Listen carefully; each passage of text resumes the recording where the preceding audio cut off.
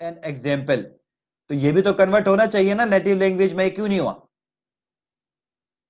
तो अभी वो इसीलिए मैंने ये दिस इज एग्जाम्पल लिखा था कि ये दिस इज एन एग्जाम्पल एक ग्लोबल चीज नहीं है, एक लोकल चीज है। आपको इसमें कन्वर्ट करना पड़ेगा तभी तो ये कन्वर्जन करेगा। बाकी जो चीजें हैं वो ग्लोबल चीजें, डेट ग्लोबल है, रेट्स वगैरह होती हैं, वो ग्लोबल चीजें होती हैं। तो ग्लोबलाइजेशन के थ्रू हमने ग्लोबल चीजों को तो कर दिया।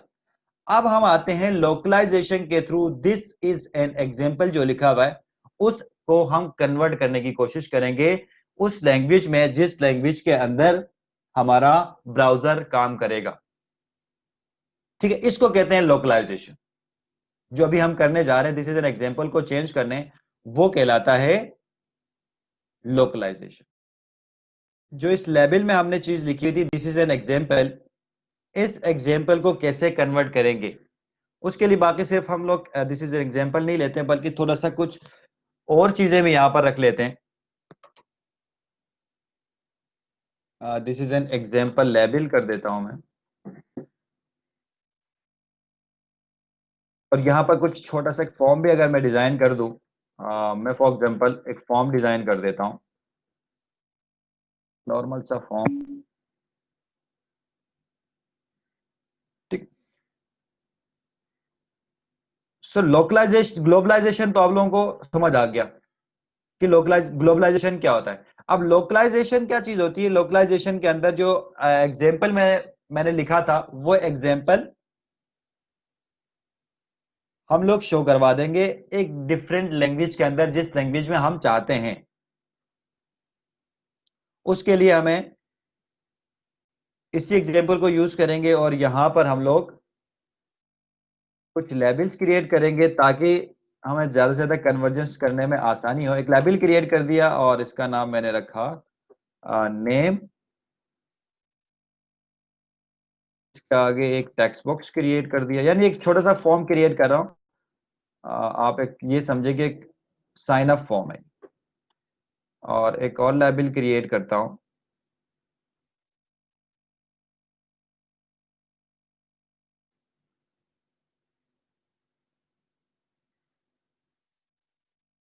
Father name. और इसके आगे मैं क्रिएट करता हूं एक टेक्स्ट बॉक्स।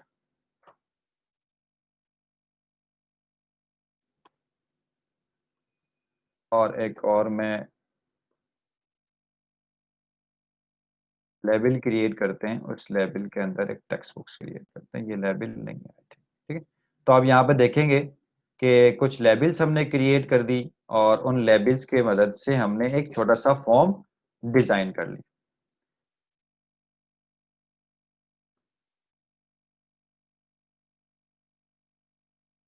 अब हम चाहते क्या हैं?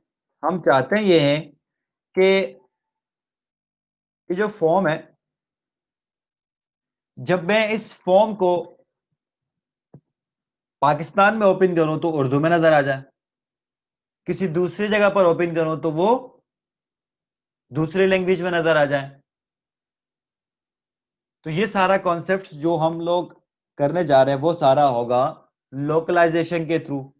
तो लोकलाइजेशन के लिए हमें क्या करना होगा? लोकलाइजेशन के लिए हमें कुछ रिसोर्स फाइल क्रिएट करने होते हैं, जैसे कि मैंने शुरू में बता दिया था। तो रिसोर्स फाइल क्रिएट करने के लिए हमें सबसे पहला काम करना पड़ेगा, वो ये होगा कि हर एक पेज के लिए, हर एक फॉर्म के लिए हमें रिसोर्स फाइल क्रिएट करनी होती है। ठीक है।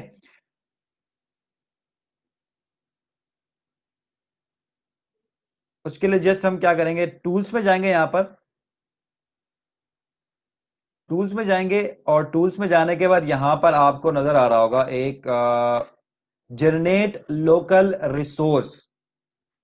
आप वैसे यहां से भी बना सकते हैं। सोल्यूशन एक्सप्लोरर में जाएंगे, राइट क्लिक करेंगे, ऐड करेंगे और ऐड ASP.NET फोल्डर करके यहां पर एप लोकल रिसोर्स भी ओपन कर सकते हैं। इसका यहां से ओपन करने का, टूल से ओपन करने का फायदा ये होता है कि ये ऑटोमेटिकली जितने भी लेबल्स हैं उन सब के लिए आपको एक एग्जाम्पल बना के रख देता है जिस समय चेंजेस करनी होती। तो यहां पर टूल्स में जाता हूं मैं। टूल्स में जाके यहां पर मैंने कर दिया जनरेट लोकल रिसोर्स। एक लोकल रिसोर्स को जनरेट कर देता हूं। जैसे जनरेट कर दिया, आप अपने सोल्यूशन एक्सप्लोरर में जाके देखेंगे तो एप लोकल रिसोर्स का एक फोल्डर ओपन हो गया। उस एप लोकल रिसोर्स के अंदर ओपन करेंगे तो यहां पर home.aspx.resx यानी एक रिसोर्स फाइल क्रिएट हो गया। किसके लिए? होम के लिए।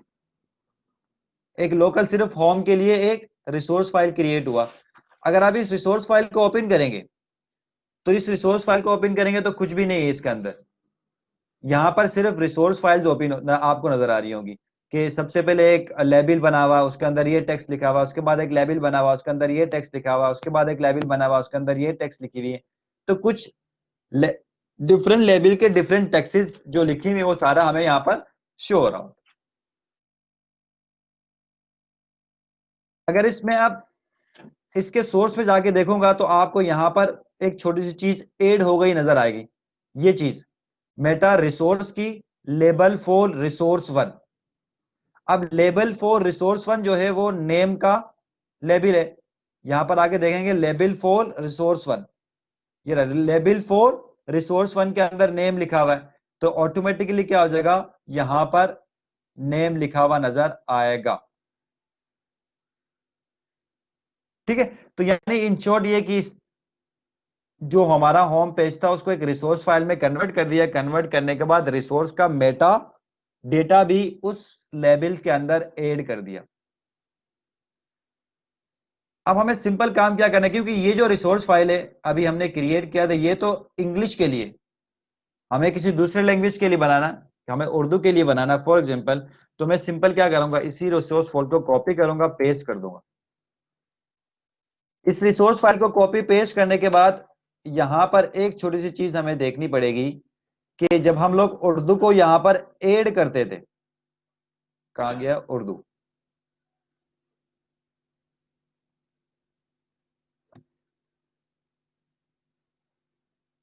तो उर्दू को जब ऐड करते तो उसके आगे देखेंगे यहां पर आपको नजर आ रहा होगा यू आर लिखा हुआ है। अरबिक को ऐड करते तो ए आर लिखा हुआ है। इंग्लिश को ऐड करने से E N U S E N. ये सारे के ग्लोबल एक फॉर्मेट्स हैं, किसी भी लैंग्वेज के लिए एक शॉर्ट कोड है। ठीक है। तो अगर हम उर्दू के लिए एक रिसोर्स फाइल क्रिएट कर रहे हैं तो हमें उसका शॉर्ट कोड यूज करना होगा। शॉर्ट कोड यूज करने के लिए हम क्या करेंगे, इस ASPX के अंदर यहां पर लिख देंगे .ur.resx। इसका मतलब क्या हो गया कि एक रिसोर्स फाइल हमने उर्दू के लिए बनाया हुआ, एक रिसोर्स फाइल ऑटोमेटिकली इंग्लिश के लिए क्रिएट हुआ हुआ है। ऐसा ही है।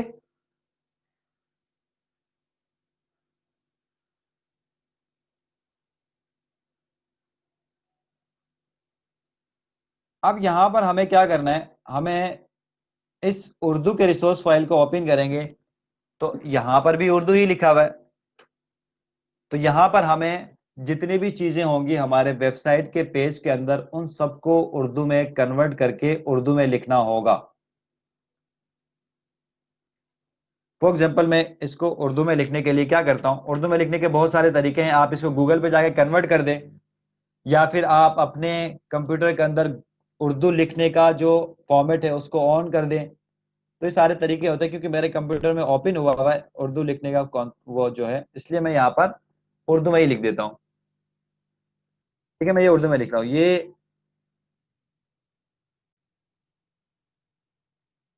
एक मिसाल है, एग्जाम्पल को मिसाल बोल देते ना, तो मैं कह देता हूँ यहाँ पर एक ये एक मिसाल है, एक मिसाल लेबल है।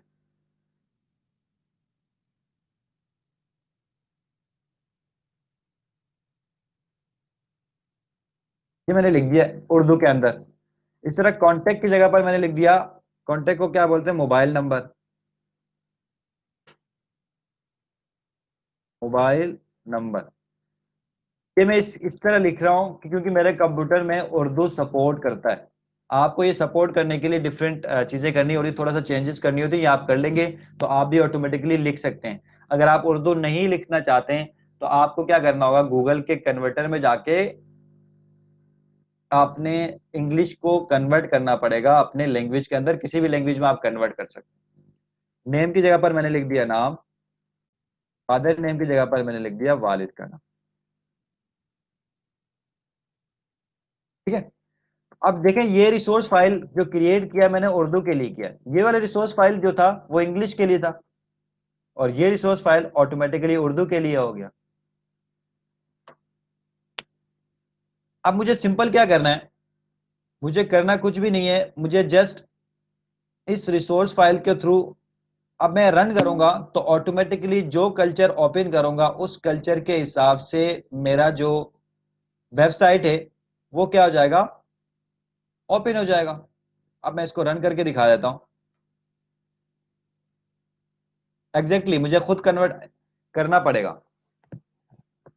मैं बेटा जाहिर सी बात है, जब मैं अब जो मैंने ये सिर्फ उर्दू के लिए किया है, इस तरह मैं मुझे अगर अपने वेबसाइट को अरबिक में भी खोलना है तो मुझे अरबिक में भी कन्वर्ट करके लिखना होगा। लेकिन लिखना एक ही दफा है, आपने एक ही जगह पर लिखनी है। ऐसा नहीं होगा कि आपने अलग अलग फाइलें क्रिएट करनी है, अलग अलग बहुत सारे होम पेज के डिफरेंट। आपने जस्ट एक रिसोर्स फाइल क्रिएट करनी है हर लैंग्वेज के लिए, और वो रिसोर्स फाइल आप हर जगह यूज कर सकते हैं।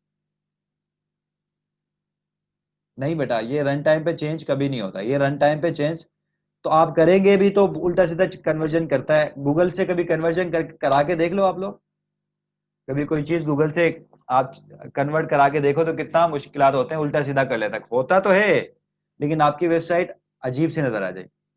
एक प्रॉपर वे में आपके वेबसाइट नजर आना चाहिए, जिस तरह इंग्लिश में नजर आ रहा है वैसे ही उर्दू में भी नजर आए। तो आपको क्या करना होगा, इस तरह के रिसोर्स फाइल्स क्रिएट करने होंगे, और ये रिसोर्स फाइल्स ऑटोमेटिकली क्या होंगे, उस लोकल के हिसाब से चलते रहेंगे। यानी मैं इस वक्त अगर मैं पाकिस्तान में इसको ओपन करूंगा अपने वेबसाइट को तो ये उर्दू में शो हो जाएगा, और अगर इसको मैं किसी दूसरे कंट्री में ओपन करूंगा और उस कंट्री का रिसोर्स फाइल क्रिएट नहीं हुआ है तो जाहिर सी बात है ये डिफॉल्ट लैंग्वेज यानी इंग्लिश में ओपन हो जाएगा। तो ये आपको पहले से देखना होता है कि हमें कौन कौन से लोकल पे अपने वेबसाइट को ओपन करवाना है। उस लोकल के लैंग्वेज में आप अपने वेबसाइट को कन्वर्ट करके एक रिसोर्स फाइल क्रिएट करते हैं। एग्जैक्टली आपने खुद चेंज करना होता है। जितनी भी चीजें होती हैं वो सारी चीजें आपने खुद लिखनी होती हैं। बेटा जब कोड नहीं लिख के आप कंप्यूटर को कहते हो कि इसका आउटपुट दिखाओ तो कहां से दिखाएगा, आपको कोड तो लिखना होगा ना। तो ये कोडिंग ही है एक्चुअली। जब लोकलाइजेशन और ग्लोबलाइजेशन का कॉन्सेप्ट नहीं था तो उस वक्त ऐसा होता था कि आपको जो आपने एक होम पेज क्रिएट किया था ना, ये होम पेज आपने क्रिएट किया है, ये वाला होम पेज, इस होम पेज को आपने जितने लैंग्वेजेस में आपने लिखना उतने लैंग्वेजेस के लिए आप डिफरेंट होम पेज क्रिएट करते थे, और उसके पीछे बैकएंड पे बहुत सारे कोडिंग लिखनी पड़ती थी तब जाके ये सारा काम होता था। अब क्योंकि ASP.NET के अंदर ग्लोबलाइजेशन लोकलाइजेशन का कॉन्सेप्ट आ गया है तो आप सिंपल क्या करते हैं, एक रिसोर्स फाइल क्रिएट करते हैं उस लैंग्वेज के लिए बस, और वो हर जगह पर चलता रहता है। ठीक है।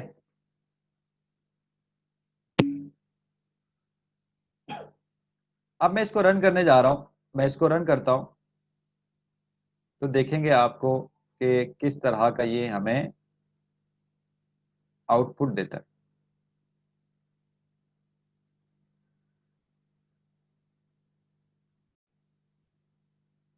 अच्छा, यहाँ पर जाके मैं लिख देता हूँ home.spx।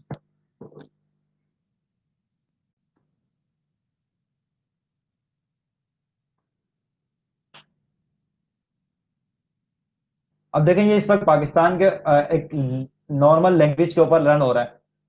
ठीक है। यानी हमने यहाँ पर कोई लैंग्वेज सेट नहीं की हुई है। फॉर एग्जांपल यहाँ पर जाके मैं सेट कर देता हूँ उर्दू को।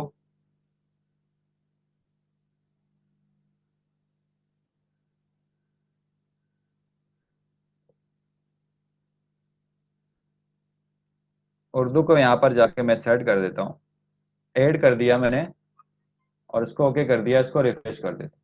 तो देखें ये क्या हो गया, ये ऑटोमेटिकली सारा काम उर्दू में कन्वर्ट हो।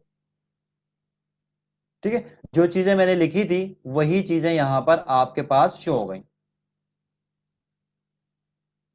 ठीक है। इस तरह अगर मुझे इसको स्पेनिश में कन्वर्ट करना हो तो मुझे स्पेनिश में एक रिसोर्स फाइल क्रिएट करना होगा, जस्ट एक रिसोर्स फाइल क्रिएट करना होगा।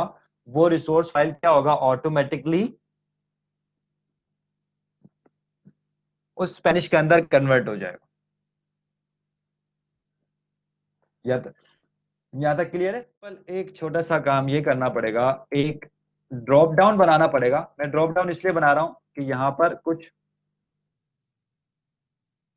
एक ड्रॉप डाउन क्रिएट कर लिया, और जब भी मैं कहता हूं यहाँ पर ड्रॉप डाउन में से जो लैंग्वेज सेलेक्ट करूं, तो वो लैंग्वेज ऑटोमेटिकली क्या हो जाए, कन्वर्ट हो जाए उस लैंग्वेज के अंदर। तो इस ड्रॉप डाउन के अंदर मैं कुछ लैंग्वेजेस को ऐड कर देता हूँ, एडिट आइटम करके यहाँ पर मैं ऐड कर देता हूँ। यहाँ पर एक लैंग्वेज मैंने लिख दिया इंग्लिश, और इंग्लिश का जो वैल्यू होता था, मैंने आप लोगों को बताया ना शॉर्ट कोड होता था, उसको यहाँ पर लिखना जरूरी है। मैंने लिख लिया यहाँ पर EN वैल्यू के अंदर, और एक और ऐड कर दिया हमने, इसको हमने नाम रखा उर्दू, और इसका ना इसका जो कोड था क्या था, UR लिख दिया। सर जितने भी लैंग्वेजेस मैं यहाँ पर ऐड करूंगा ऐड होते जाएंगे, मैं जस्ट इसको ओके कर देता हूं। यहाँ पर 2 लैंग्वेजेस ऐड हो गए। अब जैसे ही 2 लैंग्वेजेस ऐड हो जाएंगे, तो यहां पर जो पेज लोड होगा, जब उस पेज लोड से पहले एक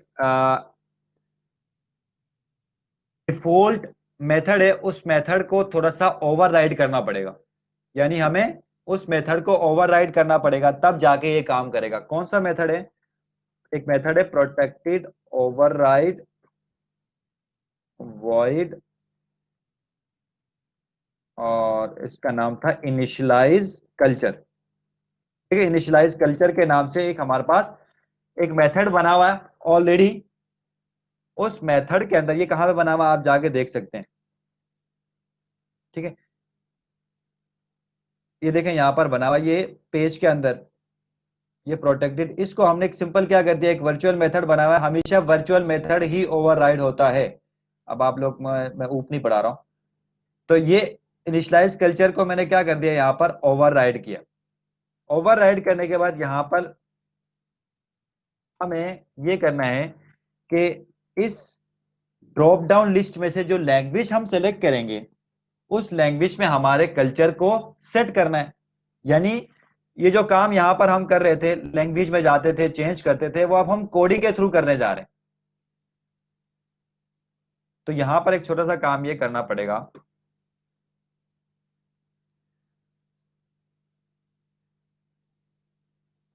कि हमें यहां पर एक, मैं यहां पर ले लेता हूं एक स्ट्रिंग,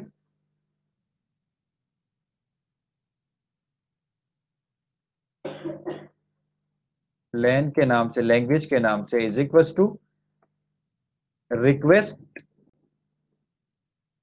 डॉट फॉर्म। और हमें कहां से लेना है ये,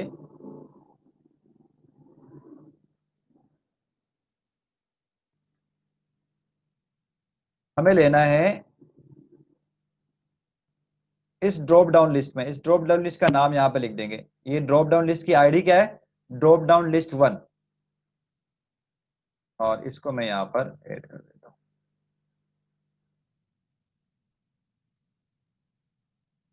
एग्जैक्टली, ड्रॉप डाउन लिस्ट की जो आईडी है, उस आईडी को हमें यहां पर ऐड करना होगा। उस आईडी को हमें यहां पर ऐड करना होगा। ठीक है, ड्रॉप डाउन लिस्ट 1 नाम है, आप चेंज भी कर देंगे तो उस हिसाब से नाम आपने अपने हिसाब से रख देना। अब यहां पर एक चीज लिख देंगे हम लोग, अगर ये नल आता है, यानी कोई सिलेक्शन नहीं होती है, तो हमें कुछ भी नहीं करवाना है। अगर नल नहीं हो, तो हमें कल्चर को चेंज कराना, बस सिंपल। UI कल्चर को चेंज कराना किसके अंदर, लैंग्वेज के अंदर, और कल्चर को चेंज कराना है हमने किसके अंदर, लैंग्वेज के अंदर। ये जो काम यहां पर हमने किया था, ऑटो रखा था, UI कल्चर और कल्चर को हमने ऑटो रखा था। अब यहां पर जाके हम क्या कर रहे हैं, चेंज कर रहे हैं। यानी जो ड्रॉप डाउन लिस्ट में होगा, वो कल्चर सेट होना चाहिए। बस सिंपल इतना काम कर दिया हमने। करने के बाद इसको सेव कर देते हैं, और इसको एक दफा रन करके देखते हैं, तो हमें आइडिया देगा। इसको क्रोम पे करो, ज्यादा अच्छा।